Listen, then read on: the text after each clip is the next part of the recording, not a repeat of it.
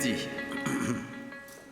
En effet, les commandements, tu ne commettras point d'adultère, tu ne commettras point, tu ne tueras point, tu ne déroberas point, tu ne convoiteras point, et ce qui peut y avoir se résume dans cette parole. Tu aimeras ton prochain comme toi-même. L'amour ne fait point de mal au prochain. L'amour est donc l'accomplissement de la loi. Cela importe d'autant plus que vous savez en quel temps nous sommes.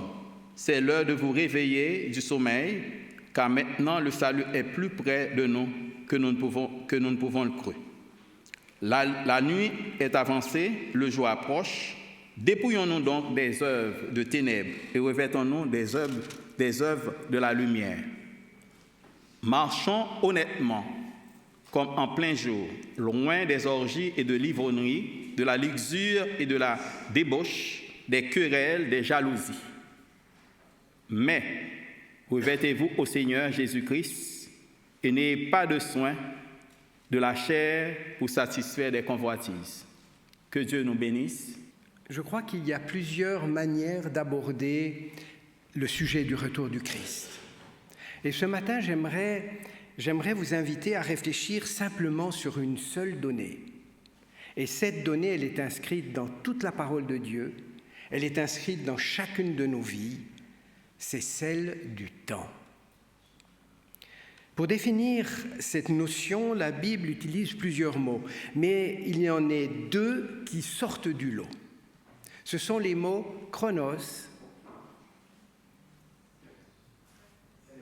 et kairos. Je vois qu'il y a quand même chronos et kairos. Le chronos, eh bien oui, il a donné ce que vous savez, le chronomètre, le temps qui passe. Et aujourd'hui, nous savons combien pour l'homme le chronomètre est utilisé, est important. Plus que jamais, le temps chronométrique est une mécanique qui est vraiment implacable. Aujourd'hui, on remonte le temps à plusieurs zéros après les secondes. C'est hallucinant que même en athlétisme, en sport, pour départager certains athlètes, on remonte au millième de seconde. Ça en devient presque ridicule. Dieu crée le temps et il va insérer l'être humain, l'homme et la femme, dans ce temps. Or, le temps du Jardin d'Éden n'était pas le même qu'aujourd'hui. Je suis un peu provocateur là, je suis d'accord. Rassurez-vous, il était très certainement le même en ce qui concerne la mécanique. Bien sûr, c'est ce que nous croyons en tant que créationnistes. Ce qui change, c'est le regard de l'homme sur le temps. Aujourd'hui, lorsque je regarde le temps qui est passé, le temps qui est devant, qu'est-ce que je constate? Qu'est-ce que je conçois? Un début et une fin. Et l'angoisse existentielle la plus profonde de l'être humain, c'est l'angoisse du temps. Chaque personne qui est assise ici sait qu'elle a peu de temps chronométrique. Un jour, le temps s'arrête pour tous. Pour certains, plus rapidement que pour d'autres, et je ne pense pas forcément aux plus âgés d'entre nous, je pense à l'accident, je pense à la maladie qui peut ravager. Le chronomètre, qu'on le veuille ou non, s'arrête un jour pour tous. Et lorsque l'homme est dans le Jardin d'Éden, lorsqu'il regarde le temps, lorsqu'il constate le temps, lorsqu'il vit le temps, il n'a pas d'angoisse. Il n'a pas d'angoisse parce qu'il n'y a pas le péché. Il est inséré dans un bon temps, un temps qui est agréable, un temps qui repose sur une création qui est parfaite. Alors qu'aujourd'hui, le temps, qu'on le veuille ou non, est quelque part notre ennemi. C'est pour cela qu'on a construit le TGV, qui peut aller jusqu'à plus de 500 km/h. Si on construisait une ligne directe Genève-Paris, on mettrait moins d'1 heure pour y arriver. Aujourd'hui, on peut presque travailler à New York et habiter Genève, si on a assez d'argent, s'il n'y a pas de grève. Avec l'avion, on remonte le temps puisqu'on arrive quasiment à l'heure où on est parti. En tout cas, c'était vraiment le cas avec le Concorde. Donc, l'homme est concerné par le temps. Alors que ce soit l'invention de l'ordinateur, que ce soit l'invention de l'imprimante, de la photocopieuse, n'importe quoi, on essaye de gagner du temps. Parce qu'on sait qu'on en a peu. Et le grand paradoxe, c'est qu'on a l'impression qu'on en a toujours moins. Le temps est un rival, le temps est un ennemi, c'est le chronos, le temps qui passe. Mais je vous l'ai dit, il y a une autre notion biblique qui fait référence au temps, c'est le mot kairos. Et le kairos n'a rien à voir avec le TGV, il n'a rien à voir avec l'avion, rien à voir avec le nombre de secondes que met notre voiture pour arriver à 100 km/h. Le kairos, c'est la qualité du temps. Ce n'est pas le temps qui passe, mais comment le temps passe, comment il est habité, comment je l'utilise et je le vis. Le kairos, c'est ce qui se passe, ce que l'on fait dans le chronos. Donc Dieu n'est pas avant tout concerné par le chronos. Il va utiliser ce temps qui passe, bien sûr, comme un outil pour permettre d'instaurer une qualité de vie dans ses créatures.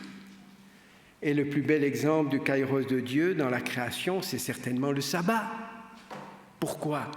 Eh bien, tout simplement parce que dans le sabbat, dans ce temps chronométrique qui part d'un soir et qui finit un autre soir, nous sommes ouverts à une qualité divine qui est quand même particulière. Et toute la Bible va travailler sur la base de ces deux données, le temps qui passe et de quoi est fait ce temps, de quoi ce temps est habité. Or voilà qu'au milieu de ce grand chronos qu'est la vie des hommes, nous avons deux moments, deux événements importants inscrits dans le temps. Dans le premier, Dieu a annoncé qu'il allait venir à une date chronométrique particulière, précise. Il va donner un certain nombre d'indications de temps, chronos. Vous connaissez tous la prophétie des 70 semaines de Daniel 9. Il va aussi donner des indications de lieu. Mais il va aussi donner à ses prophètes un certain nombre d'indications au travers de prophéties messianiques en ce qui concerne le kairos messianique. Parce que connaître la date, le temps ou le lieu où le Messie doit arriver ne sert pas à grand-chose si je ne sais pas le reconnaître, si je ne sais pas ou si je ne pressens pas la qualité du ministère exceptionnel du Messie. Je peux donc venir et je peux le découvrir, même si je ne le connais pas. Le Christ, le Messie, est resté totalement saint, nous le savons, totalement juste, totalement parfait, et il est venu totalement amour dans ce monde. Et la Bible a dit, cet événement-là va se passer à tel moment, dans tel lieu. Regardez. Il y a très peu de gens qui ont regardé. Très peu. Pendant des milliers d'années, ce peuple avait été préparé, nourri, averti, formé pour recevoir le Messie. Ils l'ont eu, mais ils l'ont raté. Ces gens croyaient en leurs théologiens, en leurs sciences religieuses, en leurs traditions, en leurs certitudes, en leurs jugements, enfin tout ce que vous voulez, comme nous trop souvent. Oh, ils connaissaient bien leur religion, ils en avaient plein la bouche, ils connaissaient par cœur les Écritures, C'étaient les spécialistes de la Bible, de la Torah, les spécialistes de Dieu. Et Dieu était parmi eux et ils ne l'ont pas remarqué. Pire, on l'a crucifié parce qu'il blasphémait selon ce que l'on croyait. Mais ceux qui sont venus, ceux qui ont pris le temps de s'arrêter, ceux qui se sont laissés ou qui ont laissé revisiter leur chronos par l'esprit, ne s'y sont pas trompés. Ils l'ont reconnu. Prenons maintenant le cas de sa deuxième venue. Événement très important, d'accord ? C'est ce retour-là qui nous intéresse. Prenons la parabole des talents. Vous la connaissez tous, nous n'allons pas la relire. Elle va nous montrer des personnages qui sont insérés dans le même chronos, dans le même temps. Nous sommes tous bien d'accord. Ces serviteurs qui sont mentionnés sont insérés dans un même temps, un même chronos. Le maître remet un certain nombre de choses, ici des talents, à un certain nombre de serviteurs. Personne ne sait quand le maître reviendra. La seule chose que l'on sait, que tout le monde sait, c'est que ce qui est remis est appelé à fructifier quelque part, à être mis en valeur. Vous avez remarqué, ce qui est important, ce n'est pas tellement le moment du retour du maître, mais c'est comment ces serviteurs vont mettre en valeur ce qu'ils ont reçu. Est-ce qu'ils les ont bien utilisés, ces talents ? Dans la parabole des 10 vierges, là aussi, ce n'est pas l'heure de l'arrivée de l'époux qui est important, même si c'est important, on est bien d'accord, mais quelque part, elles ne peuvent pas le rater, ce retour. Vous êtes bien d'accord ? Même la Bible dit que tout œil le verra. J'invente rien. Ce que le texte veut nous faire comprendre, c'est de savoir si les lampes ont de l'huile ou non. Parce que même si les vierges connaissent l'heure du retour du Christ, de l'époux, ou du moins qu'elles l'attendent et qu'elles n'ont pas d'huile dans leurs lampes, elles ne vont pas entrer dans la salle des noces. Alors que si les vierges ont de l'huile dans leurs lampes, qu'elles dorment ou qu'elles soient éveillées, qu'elles connaissent l'heure d'arrivée de l'époux, elles ont de l'huile. Et lorsque l'époux arrive, elles prennent leurs lampes, elles voient clair, elles rentrent dans la salle des noces. Elles sont équipées, celles qui sont sages, pour leur temps. Leur kairos étant de qualité, leur chronos peut être assumé sans inquiétude. Nous avons reçu, c'est vrai, des relations extraordinaires sur les prophéties et nous devons les partager, mais si nous sommes seulement centrés et excités sur le chronos de ce retour, du retour du Christ, nous risquons de passer à côté du kairos. Souvenez-vous, Jésus va dire que celui qui est mort dans la foi est vivant. Vous vous rendez compte de ce que Jésus dit ? Celui qui meurt dans la foi est vivant. Pourtant, il est poussière à nos yeux. Il n'a plus de chronos. Alors que celui qui est vivant et qui refuse son Créateur est mort, bien qu'il soit vivant selon nos critères. Ce n'est pas le chronos qui va être passé en jugement, c'est le kairos. Je ne peux pas aller au ciel et dire au Seigneur, écoute Seigneur, tu vois, j'ai quand même de l'expérience. J'ai vécu 80 ans. Ah d'accord, ça n'a pas été toujours terrible ces 80 ans, mais quand même, 80 ans, ça compte.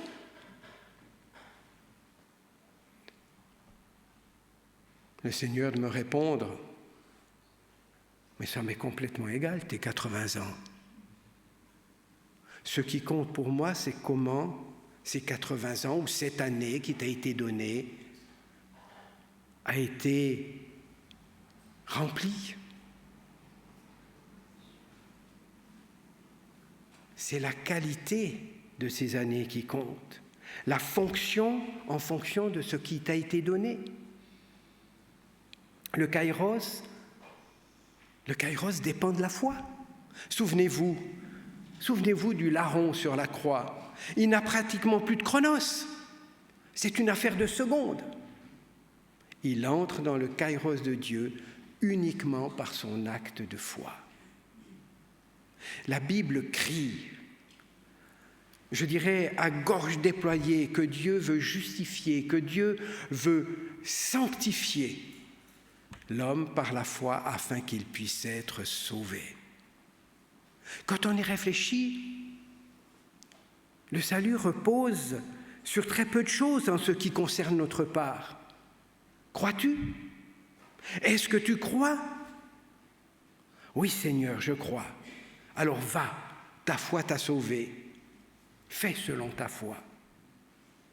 Souvenez-vous de ce texte, on l'a vu encore ce matin quelque part. Si tu confesses de ta bouche le Seigneur Jésus et si tu crois de tout ton cœur que Dieu l'a ressuscité des morts, tu seras sauvé. C'est une certitude, c'est une promesse. C'est la vérité première et ce qui est étrange, c'est qu'il n'y en a pas d'autre. Il n'y a qu'une seule vérité parce qu'il n'y a qu'un seul sauveur. Il n'y a qu'une seule vérité parce qu'il n'y a qu'une seule personne par laquelle nous puissions être sauvés.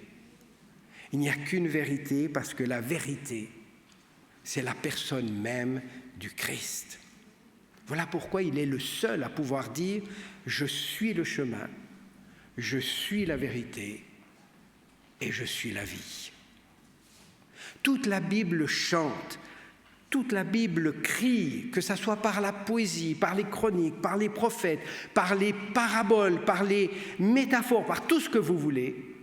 Toute la Bible est christocentrique et ne prêche qu'une seule chose, Christ est sauveur.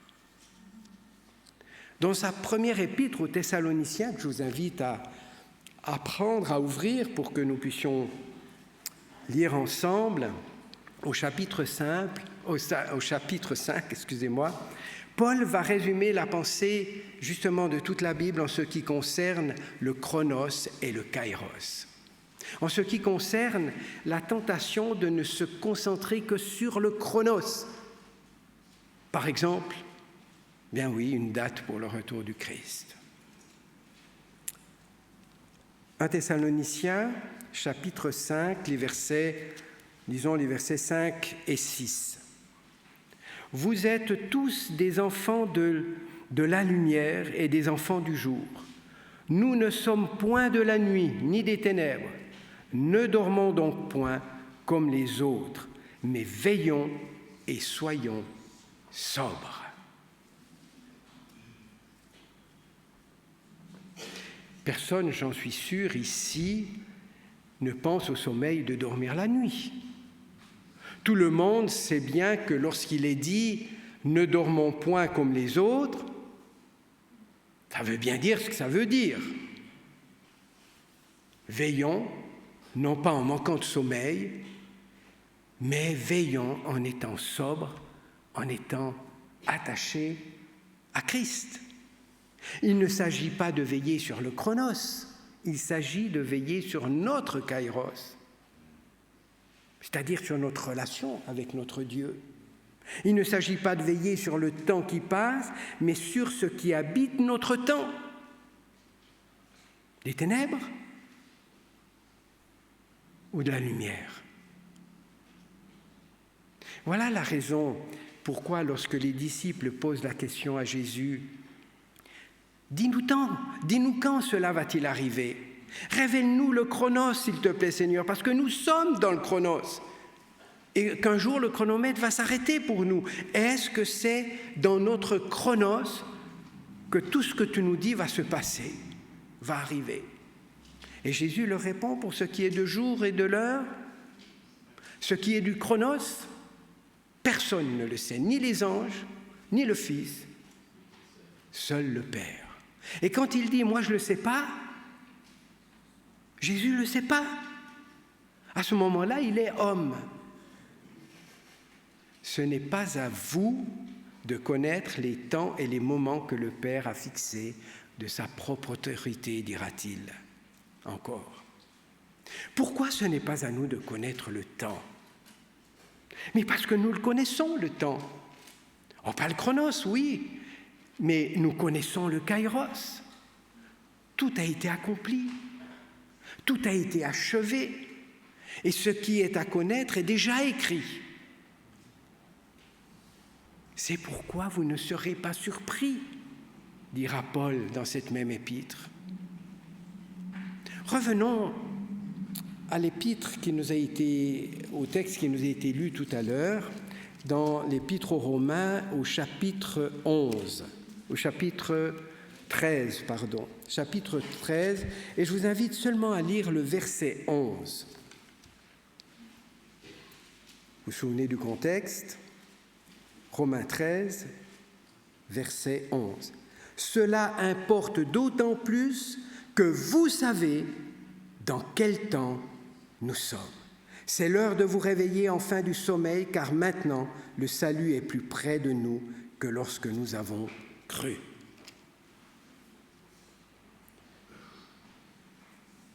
S'agit-il du temps qui passe? Du chronos du retour du Christ? Est-ce que Paul parle-t-il de cela? Non. Parce que si l'apôtre Paul est en train de dire que nous savons dans quel temps chronos nous sommes, alors qu'il est, dans tous les cas, à peu près à 2000 ans du retour du Christ, alors vraiment, il faut qu'il revoie son inspiration, ou que le Seigneur revoie comment il inspire ses prophètes. Paul ne se situe pas sur un plan chronologique. Il dit « le kairos de Dieu est plus près que lorsque nous avons cru ». Pourquoi? Paul va l'expliquer, en particulier dans son épître aux Galates, lorsqu'il fait cette profession de foi magnifique. Vous la connaissez, ce n'est plus moi qui vis, mais c'est Christ qui vit en moi. Mes amis, lorsqu'un pécheur pardonné est habité par Christ, que Christ le justifie, que Christ le sanctifie en accomplissant la loi d'amour en lui, le pécheur pardonné ne peut plus être, et je le crois de tout mon cœur, vraiment, il ne peut plus être surpris par le retour de son maître, puisque le retour de son maître n'est que la confirmation, oui, visuelle, auditive et raisonnable de ce qu'il vit depuis sa conversion, depuis sa nouvelle naissance. C'est pourquoi le texte dit que vous veillez ou que vous soyez endormis, vous ne serez pas surpris par le chronos. D'autant plus que le Seigneur reviendra au niveau du chronos de manière imprévisible. Ou plutôt, pour être plus rigoureux, le Seigneur reviendra à contre-temps. Spontanément, et j'entends énormément parler de cela, spontanément nous pensons que le Seigneur reviendra dans la tempête, au milieu de catastrophes incroyables. Nous pourrions imaginer, imaginons-nous un attentat. Tenez, par hasard, choisissons l'esplanade des mosquées à Jérusalem. C'est chaud en ce moment. Je vous garantis que cela mettrait de l'ambiance dans l'islam. On a arrêté de justesse déjà des groupes qui avaient déjà branché tous les fils là-dessous. Nous pourrions imaginer, une petite bombe atomique. On sait qu'il peut en circuler comme cela. Il y a bien des fils de Ben Laden, des petits-fils de Ben Laden, des ayatollahs. Vous savez, ces familles-là sont nombreuses, qui seraient tout à fait disposées à jeter une petite bombinette. Sans parler de la tentation des grandes puissances à le faire. On pourrait imaginer une pandémie encore plus virulente que la Covid-19. La guerre en Ukraine et en Iran qui se propage et devient la troisième guerre mondiale. Oui, on pourrait imaginer dans la tourmente générale, dans le chaos le plus total, le plus absolu, le Seigneur revenir sur les nuées du ciel pour mettre fin à la violence, pour mettre fin au massacre. Ça, c'est le scénario spontané, naturel du cœur humain. Mais il semble que ce ne soit pas le scénario de l'apôtre Paul. Ce n'est pas non plus celui de Jésus quand il parle de son retour. Le Fils de l'homme vient à l'heure où vous n'y pensez pas.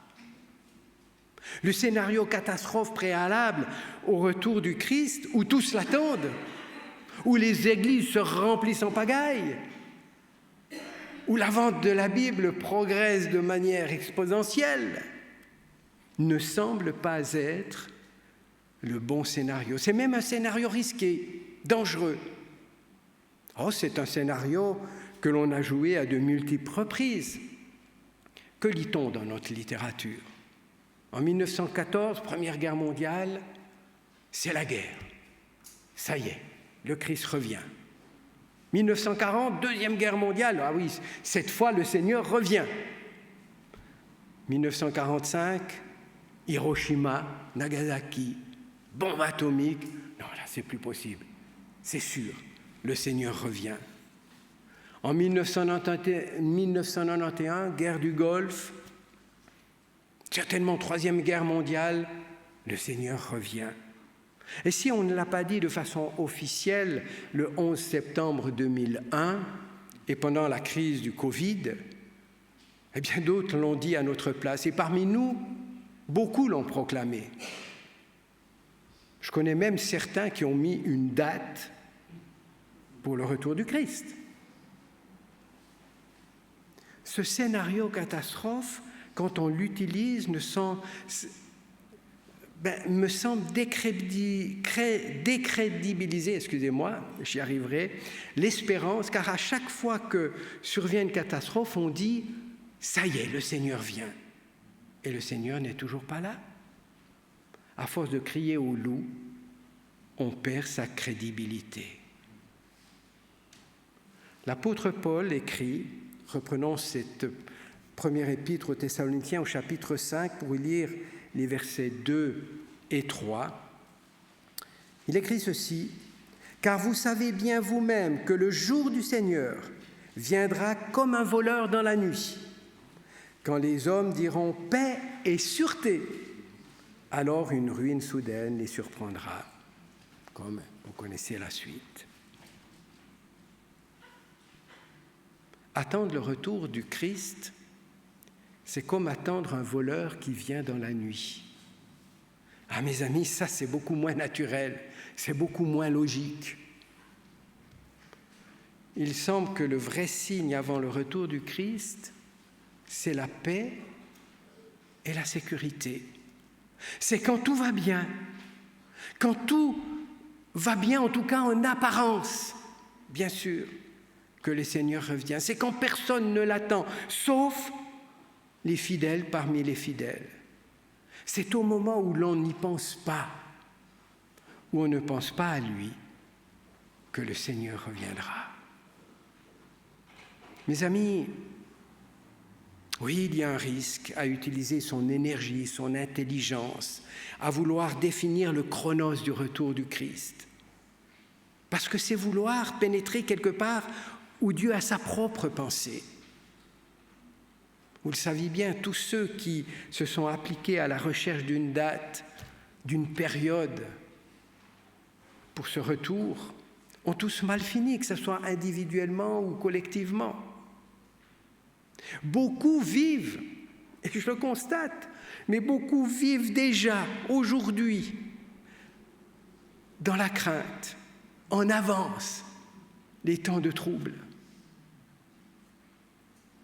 Voici une exhortation d'Ellen White que j'ai trouvée dans le Signe des temps et qui date, 20 octobre 1887. Alors j'ai retiré un petit peu, mais l'essentiel est là pour que ça soit un peu condensé.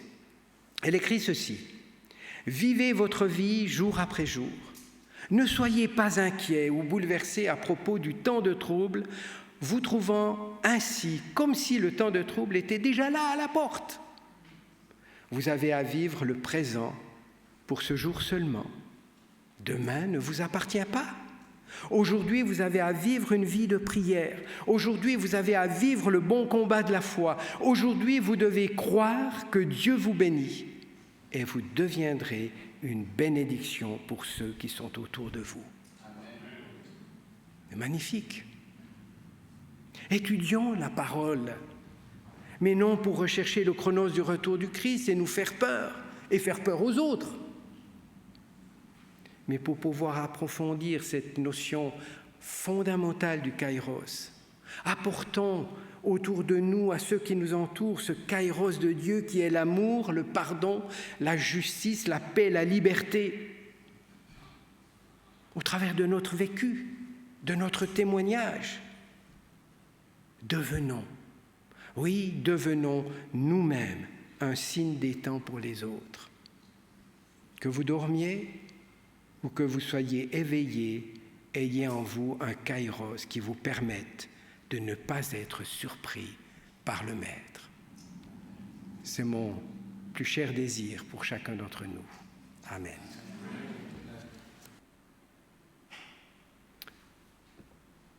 Oui, Seigneur, ce matin, nous voulons tout d'abord te demander pardon. Pardon parce que bien souvent, trop souvent,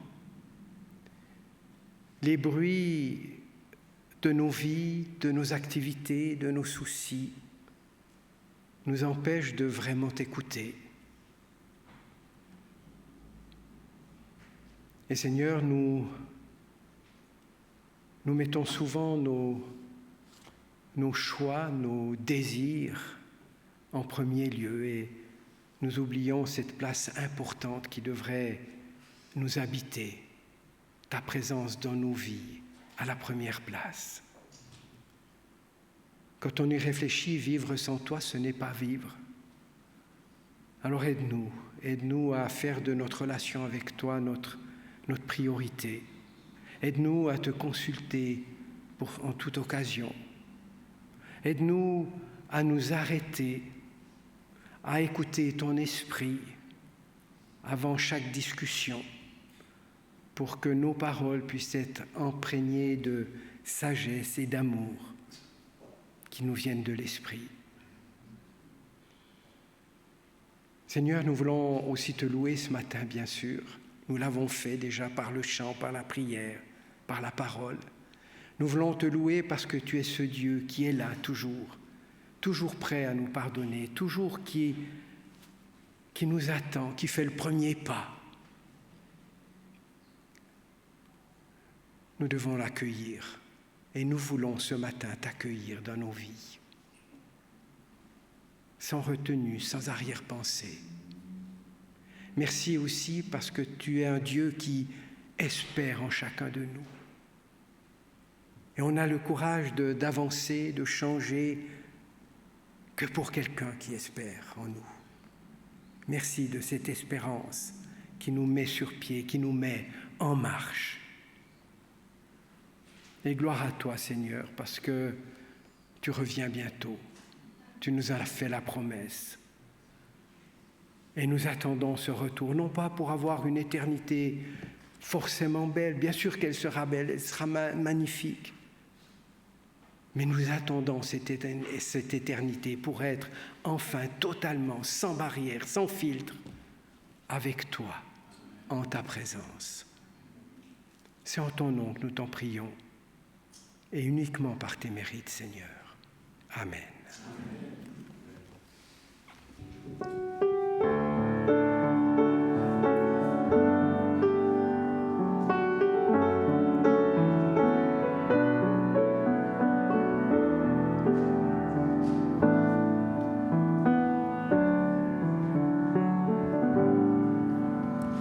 Que la grâce de Jésus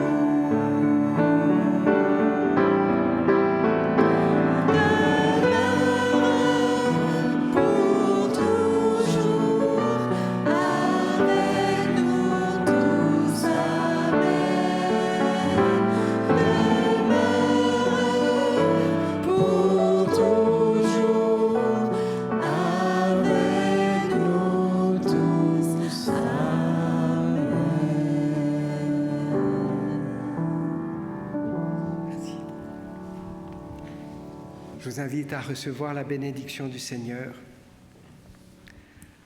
Soyez toujours joyeux, priez sans cesse, rendez grâce en toutes choses, n'éteignez pas l'esprit. Que le Dieu de paix vous sanctifie lui-même tout entier et que tout votre être, l'esprit, l'âme et le corps, soient conservés irréprochables lors de l'avènement de notre Seigneur Jésus-Christ. Celui qui vous a appelé est fidèle et c'est lui qui le fera. Que la grâce de notre Seigneur Jésus-Christ soit avec vous tous. Amen.